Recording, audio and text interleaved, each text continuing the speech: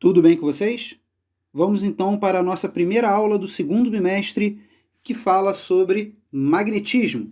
Essa aula é para os meus alunos do terceiro ano do ensino médio.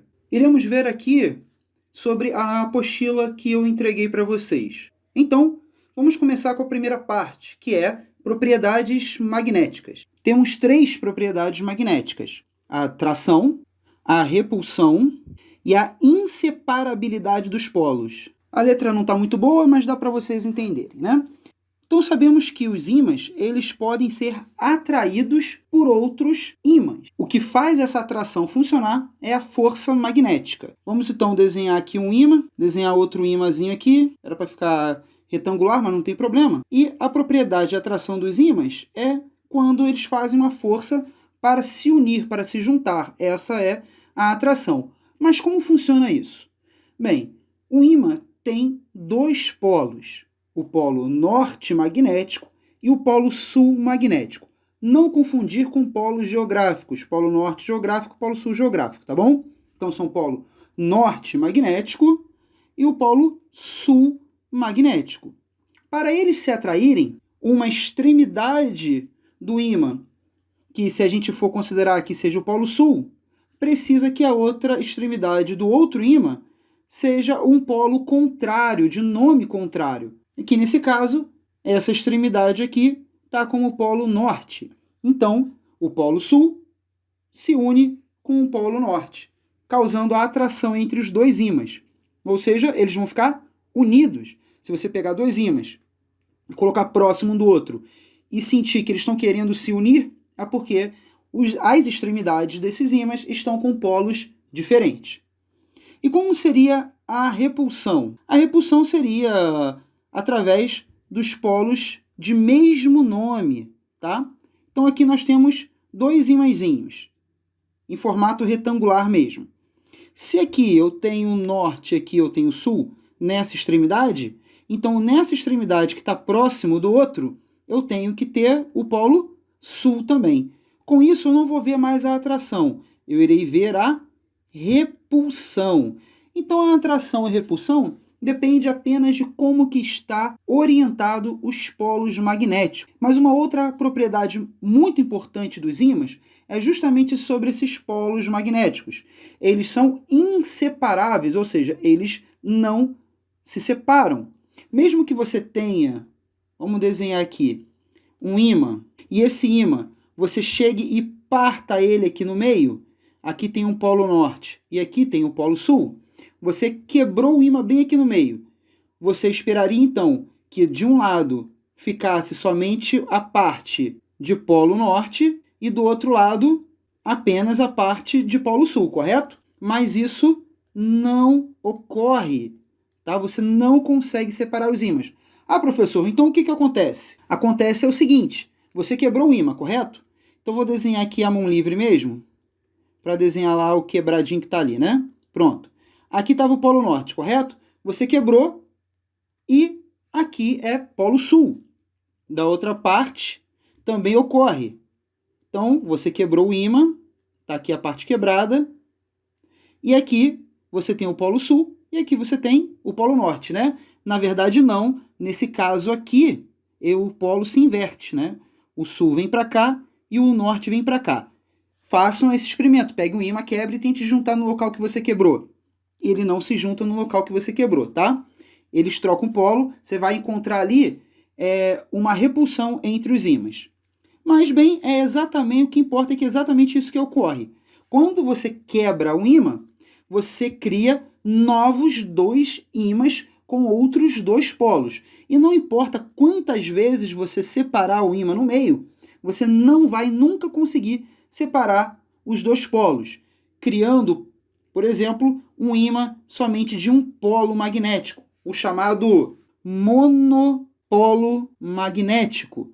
Os cientistas tentam até hoje criar um monopolo magnético, tá? E você não consegue criar um monopolo magnético até os dias de hoje. Você não tem como separar os polos. Criar um ímã somente de polo norte e o ímã somente de polo sul, que não ocorre com as cargas elétricas, tá? Você tem uma carga elétrica positiva e uma carga elétrica negativa. separadas entre si, assim como o próton e o elétron. Mas no caso do ímã, você não consegue separar o polo norte e o polo sul. Tudo bem? Então essa é a primeira parte, a parte da propriedade magnética dos ímãs. Você tem a atração, a repulsão e a inseparabilidade dos polos. Vamos então agora aprender um pouco a fundo por que na verdade esses ímãs são inseparáveis, esses polos, quer dizer, são inseparáveis. E é nesse contexto que a gente chega na parte 2, a propriedade magnética da matéria. O que isso quer dizer? O que faz o ímã ser um ímã e uma barra de ferro não ser um ímã, uma borracha não ser um ímã, né? A sua porta de casa de madeira não ser um ímã?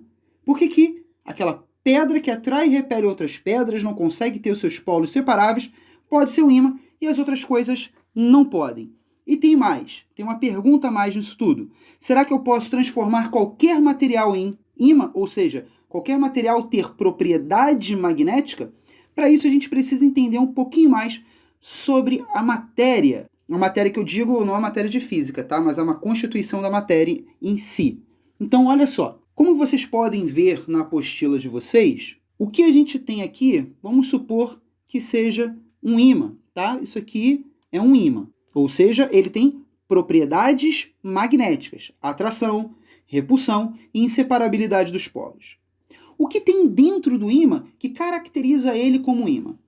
Bem, dependendo agora do livro que você escolher para estudar, você, a nível de ensino médio, só lembrando disso, a nível de faculdade, já tem um outro termo para isso, que eu também vou falar com vocês, mas a nível para vocês entenderem do que é constituído o ímã, é como se tivesse dentro do ímã pequenos ímãzinhos, todos eles bem pequenininhos mesmo, também tendo seus polos norte e polo sul, conforme vocês estão vendo aqui no desenho, tá? Só que todos eles, aqui nesse caso, estão extremamente bem orientados. Todo o polo norte está aqui no lado esquerdo e o polo sul aqui do lado direito. E os outros ímãzinhos pequenininhos que tem dentro dele também estão orientados da mesma forma. Esses são bem pequenininhos mesmo. Então, dependendo do livro que você for ver, ele vai chamar isso de ímãs elementares que tem dentro da matéria, tá? Então, aqui, ó, você pode ver que se for ímã, você vai ter os seus polos magnéticos desses ímãs elementares bem estabelecidos ordenadamente, um do lado do outro, todos eles do mesmo lado. O polo norte, conforme vocês podem ver, sempre aqui à esquerda, e o polo sul sempre aqui na direita, de todos os ímãs elementares dentro dele, tá? Então, esses aqui são os ímãs elementares. Toda vez que você encontrar uma matéria que tenha esses ímãs elementares bem ordenados, então quer dizer que ele possui propriedade magnética. Eu posso chamar esse material de ímã. Tudo bem? Agora, e quando não é um ímã? Como que aparenta estar esses ímãs elementares dentro da matéria? Aí, nesse caso, os ímãs elementares dentro dessa matéria, desse material, eles não estão bem orientados. Eles estão bem desalinhados, apontando para qualquer canto que você queira, ou na verdade ele queira, tá? Ou seja, todos eles estão bagunçados aqui dentro, estão orientados para qualquer lugar. Aí, nesse caso, esse ímã esse material, não tem propriedade magnética, ele não será um ímã. Então, qual é a diferença da porta da sua casa para o ímã? O ímã tem seus ímãs elementares dentro dele, bem ordenados, bem estabelecidos de forma ordenada. E a porta da sua casa, por exemplo, seus ímãs elementares não estão alinhados, não estão bem orientados. Então, eles não vão ter propriedade magnética. Você não vai pegar um pedaço de madeira, colocar junto de outro pedaço de madeira e eles se unirem. Mas aí surge uma outra pergunta. Será que eu consigo transformar um material que não tem propriedade magnética num material que tem propriedade magnética? Nesse caso, sim. E como que eu conseguiria fazer isso? Orientando meus ímãs elementares. Se eu conseguir fazer essa orientação dos meus ímãs elementares, eu consigo transformar esse material que não tem propriedade magnética num material que tem propriedade magnética.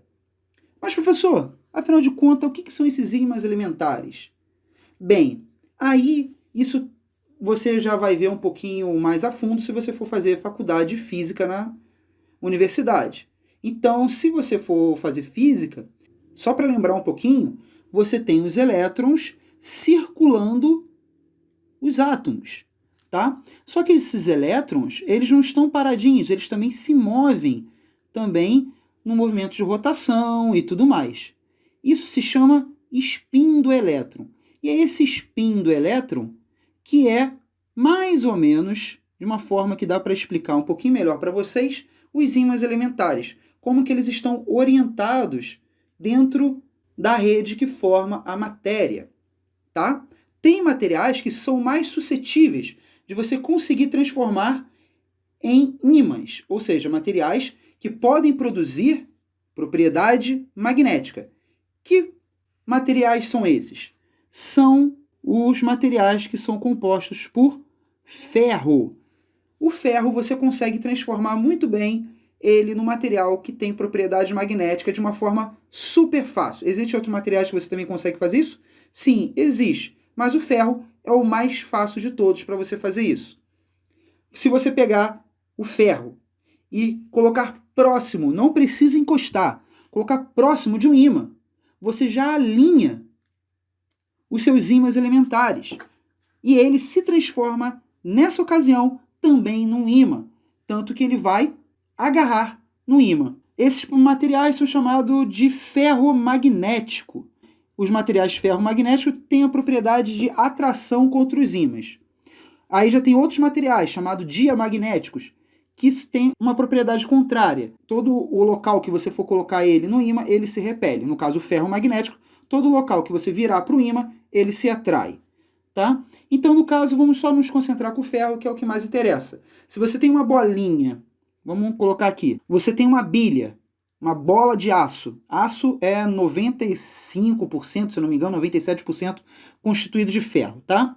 Você tem ali uma bilha, uma bola de ferro, não importa. E você tem um ímã do lado. O ímã com o seu polo norte e o seu polo sul. O que vai acontecer com essa bolinha de ferro? Ela será atraída pelo ímã. Porque no momento que o ímã chegar próximo a essa bola de ferro, ela se transforma num ímã. E tem mais. Se você pegar uma tesoura, por exemplo, ou uma chave de fenda, ou uma barrinha de ferro e friccionar essa barra no ímã, arrastar ela no ímã, você vai fazer com que essa barra de ferro dure um pouco mais sua propriedade magnética. Façam esse teste. Pegue um ímã, pode ser esse já alto-falante mesmo, pega uma chave de fenda e fique arrastando nesse ímã e depois vai num prego com a chave de fenda e aproxima a chave de fenda do prego, vocês vão ver que a chave de fenda virou um ímã. Uma outra coisa muito interessante também é pegar moedas e colocar próximo ao ímã. Ela vai agarrar. Aí você pega uma outra moeda e coloca perto da outra moeda. Ela vai agarrar na outra moeda e pega a outra e assim vai, claro, até o peso não suportar a força da gravidade ser maior do que a força de atração magnética. E aí cai. Só que enquanto não for, você vai conseguir empilhar um monte de moedas no ímã, uma moeda agarrada na outra. Porque se essa aqui agarrou, ela se transforma num ímã. E aí vem a outra que também agarra, também vai se transformar num ímã, só que cada vez mais fraco. Mas também se transforma num ímã. E é isso que vocês precisam entender dessa nossa primeira parte. Mas agora eu vou contar uma história para vocês, que é a história da palavra ímã. Afinal de contas, o que quer dizer ímã? Isso aí é uma coisa muito interessante. É o seguinte, os ímãs são pedras vulcânicas, tá? São pedras vulcânicas chamadas de pedras de magnetita. Essas pedras de magnetita, elas tinham a propriedade, quando chegaram perto dela, quando as pessoas encontraram elas pela primeira vez, tinha a propriedade de se agarrar a outras pedras, ou repelir as outras pedras, também de magnetita, quando chegava próximo. Só que vamos lembrar da época que você está vivendo. Você tem uma cadeira ali no chão, correto? Essa cadeira, ela vai sozinha para frente, se você não colocar a mão nela? Claro que não. Mas se você chegar, colocar a mão e empurrar essa cadeira para frente, fazer uma força sobre ela, que haja um toque, que encoste, você consegue fazer uma força nela para frente, e aí essa cadeira vai se movimentar para frente. Mas com os ímãs isso não acontece. Você tem lá uma pedra de qualquer jeito lá, com outra pedra também, e aí você coloca ela do lado uma da outra, e de repente empurra a outra para frente, sem tocar,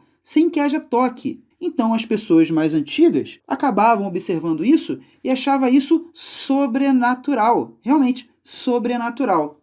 Então eles achavam que dentro desse imã tinha um espírito dentro do imã, dentro do imã não, desculpe que essa palavra imã ainda não vai vir, tá?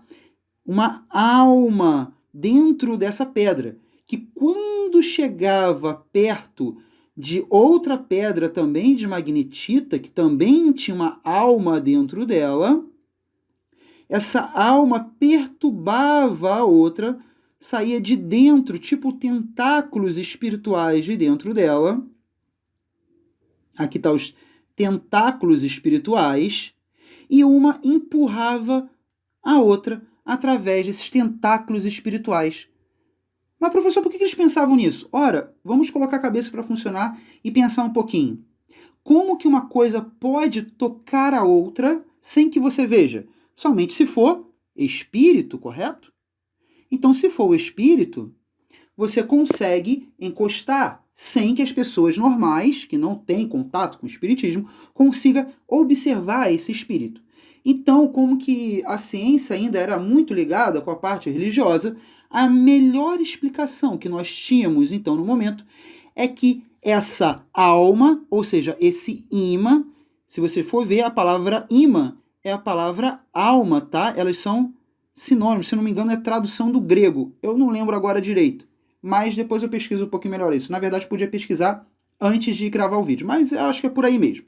A palavra imã é uma tradução da palavra alma, ou ao contrário, né? A palavra alma é uma tradução da palavra, em português, da palavra imã. Então, o que a gente tem aqui? Nós temos que o espírito sai de dentro da pedra e empurra, se ela não gostou daquela pedra, ou fazem força para um juntar o outro, se uma alma gostou da outra. Nesse caso, não tinha nem lado ou outro lado, apenas ou se agarrava ou se afastava. E aí, você tem esse desenhozinho, que é o que eles pensavam antigamente. Vejam bem esse desenho. Olhem bem para ele. Mas esquece a palavra alma, é claro. Né, que hoje a gente não vai fazer essa explicação pela palavra alma. Como que uma coisa pode empurrar a outra sem que haja contato entre elas? Vocês podem perceber, um ímã empurra o outro sem que haja contato entre eles. Aí entra um novo conceito na física, um conceito chamado campo. E esse campo é que vai explicar o porquê que um ímã consegue empurrar o outro ímã sem que haja toque entre os dois.